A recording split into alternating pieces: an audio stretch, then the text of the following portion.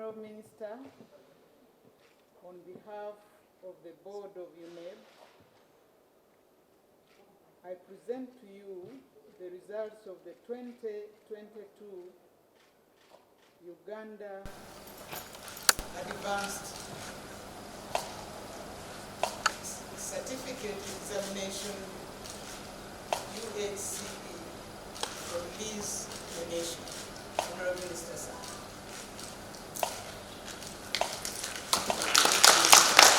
Ebigezo bya siniya ey'omukaaga bifumye olwaleero nga biraze nti abaana abawala baakoze bulungi okusinga ku bannaabwe abalenzi naddala mu masomo ga arts.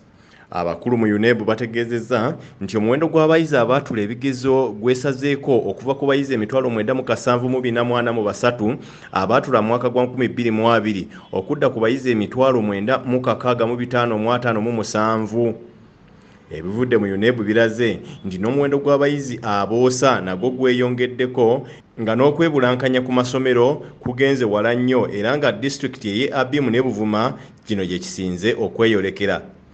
Wabula essuubi liraze nti abayizi abasinga baayise ebigezo bino era basobola okweyongerayo ku mutendera oguddako naddala mu matendekero aga waggulu. Abayizi ab'obuwala baleebeza bannaabwe mu masomo ga arts, okubala ne physics, olwo bo abalenzi ne basinga mu bulimi, chemistry, biology, okusiiga ebifaananyi mpozi ne mu general paper. Minisita w'ebyenjigiriza ebya waggulu John Chrysostom Muyingo ono nga yabaddewo ku lwa minisita ow'ebyenjigiriza Janet Museveni mu kutongoza ebigezo bino ategeezezza nti ekisinza okusuula abayizi mwaga amasomo ge bagudde be basomesa okwebulankanya ku mulimu.